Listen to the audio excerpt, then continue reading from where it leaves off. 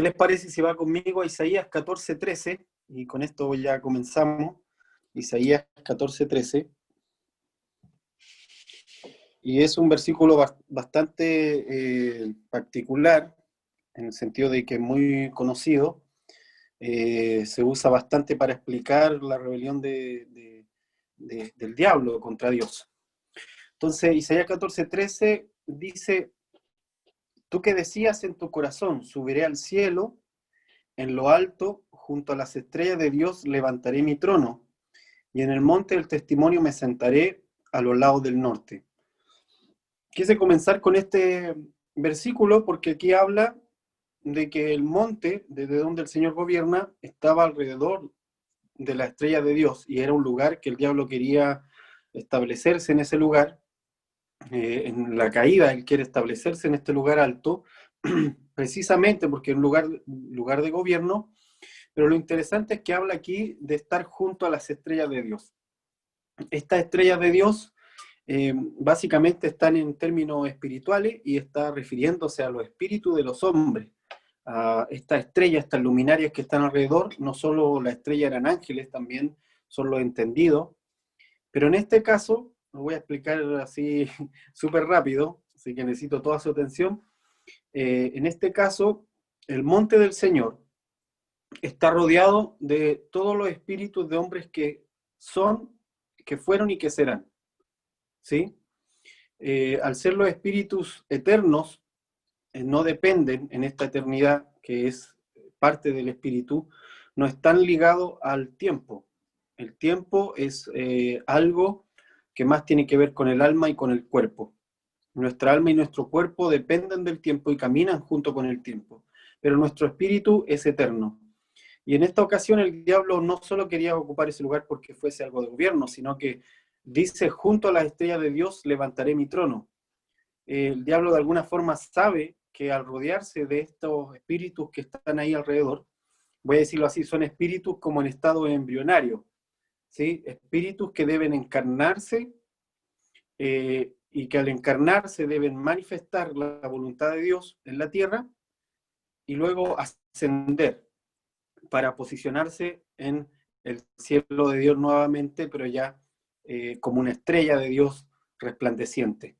Es todo un proceso que vive el espíritu del hombre cuando es enviado, y en la tierra entonces este espíritu debe despertar, porque vamos a explicar, hay un evento que ocurre en los espíritus de hombre cuando ingresan a la tierra, cuando somos encarnados, cuando se nos es dado cuerpo y alma, y es que este espíritu pierde su conexión con el Padre.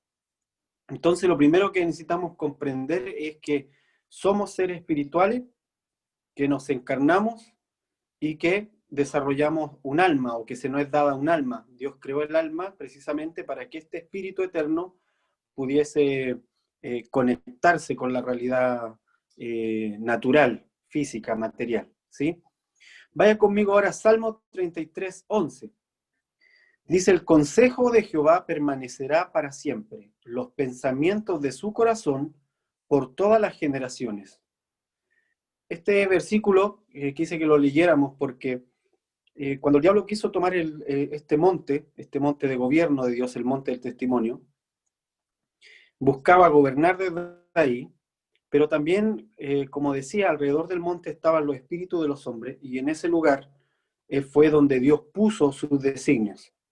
Los planes de Dios para el futuro, lo voy a decir así, los planes de Dios para el porvenir, no están escritos en una bóveda, no están escritos en un computador, no están escritos en un libro oculto en alguna parte, sino que el Señor, todos sus pensamientos fueron puestos en espíritu que salió de Él, y por lo tanto está dentro de donde Él considera lo más preciado, que son sus hijos. Sus hijos portan los pensamientos de Dios para el porvenir.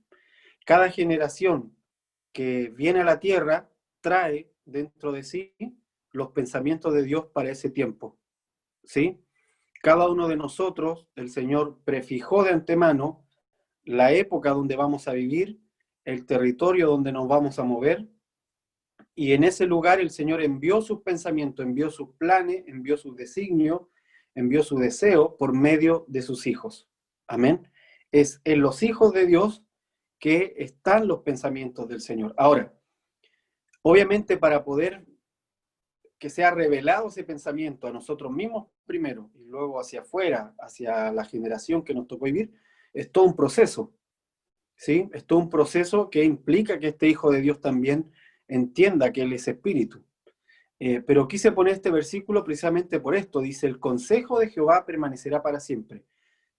Cuando David recita este versículo, está hablando de cómo las naciones tienen sus propios designios, cómo las naciones incluso se oponen al Señor, cómo los gobiernos terrenales tienen una idea de cómo van a gobernar, pero él dice, pero el consejo de Jehová permanecerá para siempre.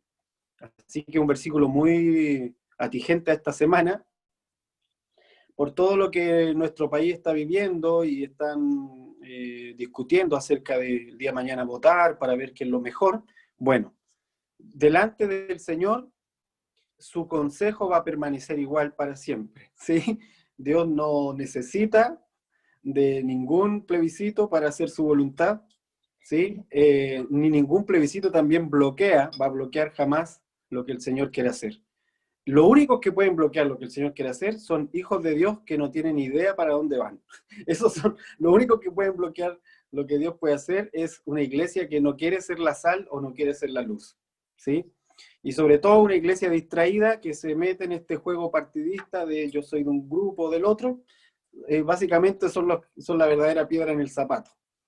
Entonces, Dios no necesita nada de esto. El consejo de Jehová permanecerá para siempre, los pensamientos de su corazón por todas las generaciones. Generación tras generación, los pensamientos del Señor son enviados para ser encarnados en hombres, se encarnan, están en el Espíritu y deben revelarse, deben mostrarse. Amén. Ahí es donde Dios guarda sus pensamientos. Por eso Pablo decía, pero este tesoro tan maravilloso que son los designios del Señor están guardados en vasos de barro, que son los hombres. Amén. Salmo 139, 16. Si me acompaña, dice, mi embrión vieron tus ojos, y en tu libro estaban escritas todas aquellas cosas que fueron luego formadas sin faltar una de ellas. Este versículo, el 16, cuando dice, mi embrión vieron tus ojos, los términos en hebreo originales pueden ser traducidos como mi embrión vieron tus ojos o como tus ojos miraron mi embrión, que suena distinto, porque por un lado, según la Reina Valera, como nosotros leemos, es el embrión el que ve los ojos de Dios, ¿sí? Pero si uno lo leyera en el texto más primitivo, voy a decir así, hebreo, diría que los ojos de Dios estaban sobre este embrión, mirando este embrión, ¿sí? Cualquiera sea la interpretación, mantiene la idea original de David, que es que en el inicio de nuestra formación hay un vínculo profundo entre nuestra, digamos, nuestra gestación con Dios. Amén. Luego dice, y en tu libro estaban escritas todas aquellas cosas que fueron luego formadas, sin faltar una de ellas. Ahora, en tu libro no se está refiriendo a un libro, vuelvo a reiterar, a un libro externo que Dios tenga en una biblioteca oculta eh, en alguna parte del mundo, sino se está refiriendo que ese libro es el propio embrión. Ese embrión a quien Dios está mirando es el libro donde están escritas todas estas cosas. O sea, tú y yo, en nuestro espíritu, tenemos escritas cosas de Dios, amén, que fueron escritas antes de la fundación del mundo, dice que luego fueron formadas sin faltar una de ellas. Obviamente, si yo no conozco al Señor y estoy apartado de Él completamente y no soy capaz de oírlo, no puedo creer en Él, voy a estar siempre alejado de estas cosas que fueron escritas, porque no me van a ser abiertas. Amén. Ya lo voy a explicar más adelante, pero esto es parte del espíritu del hombre. Creo que hay alguna parte esencial es entender que en nuestro espíritu está escrito la voluntad del Señor con nosotros. La voluntad de Dios con nosotros no es algo que tengamos que buscar en lo externo. Tenemos que encontrarlo en lo que Dios está hablando en nuestro interior. Luego dice, cuán preciosos me son, oh Dios, tus pensamientos, cuán grande es la suma de ellos. Esos pensamientos no son cavilaciones que David está teniendo, así como filosofando, sino que está hablando de los pensamientos de Dios que están escritos en nuestro espíritu desde antes de la fundación del mundo. Bueno, un poco de esto, o bastante más de esto, yo explico en el libro Batalla en el Gran Monte, ahí donde dedico unos capítulos a hablar de las estrellas de Dios y del monte, ahí explico un poco más de esto.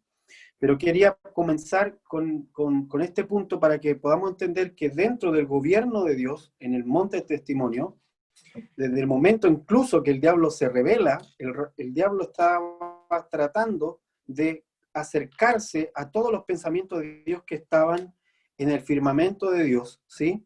Y poder entender cuáles eran los designios del Padre para el porvenir, porque sin eso él no puede gobernar a ciego, no sabía que no podía gobernar si no sabía lo que venía al porvenir. Ahora, lo interesante es que obviamente no puede entender lo que viene. Es imposible para el diablo entender lo que viene, predecir lo que viene, si no es por medio de los mismos hombres. ¿Sí? Porque los hombres guardan en su interior, cada generación guarda en su interior el designio de Dios para esa generación.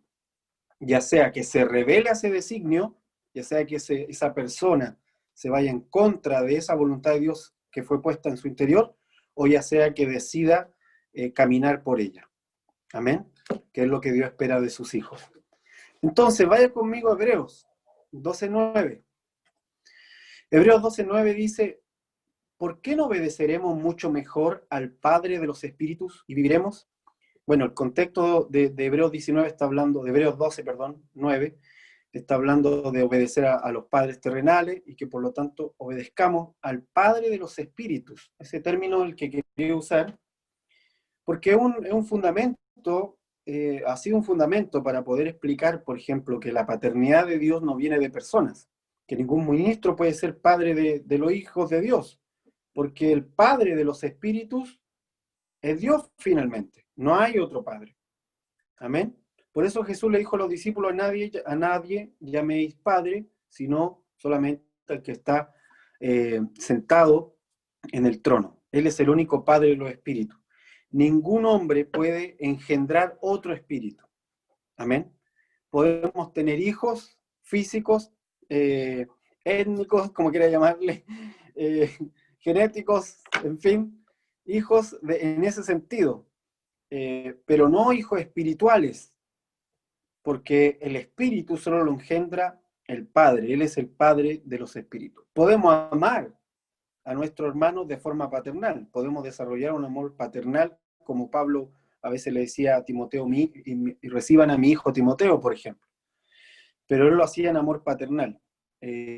No estaba él pensando que él había engendrado a Timoteo, desde su espíritu había salido Timoteo hacia afuera. Eso solo lo puede hacer el Padre de los espíritus, que es nuestro Padre.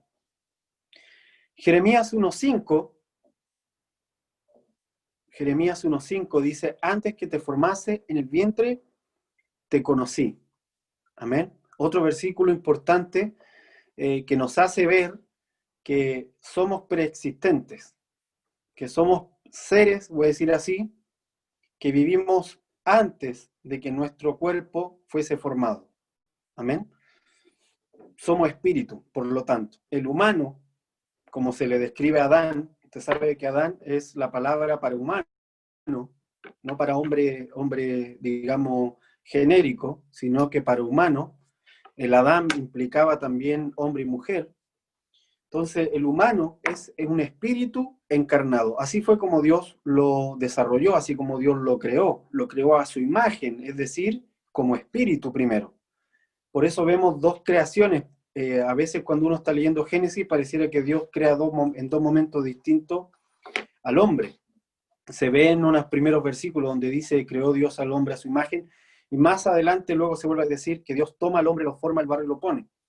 ¿Por qué se hace esta distinción? Porque primero lo crea en espíritu, primero lo crea su imagen en espíritu, primero el Señor, el Padre, dentro de él, configuró nuestro espíritu con el pensamiento que iba a tener de Dios, nuestro espíritu, y emanó de él o salió de él y fue encarnado en la tierra. Amén. Según el tiempo que el mismo Señor determinó, para nosotros y el lugar también que Él determinó.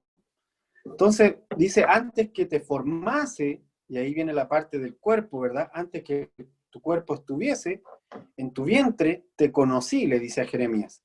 Ahora, la escritura, cuando habla de conocer, como lo hemos dicho varias veces en las reuniones que tenemos, el conocer de la escritura o de Dios no es un conocimiento mental. Dios no le está diciendo a Jeremías, yo hice un estudio de ti, Jeremías, antes que nacieras, sino que le está diciendo, te conocí, en el término de fusionarse.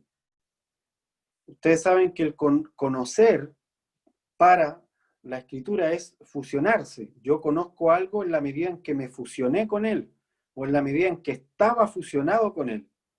Entonces, cuando dice, antes que te formase, te conocí, quiere decir que tú y yo estábamos fusionados, le está diciendo el Padre, antes que yo te formara. Antes que tú fueses formado en el vientre, tú y yo estábamos fusionados. Yo por eso te conocía, porque tú saliste de mí. Viene de nuevo entonces este concepto del Padre, de espíritus. Amén.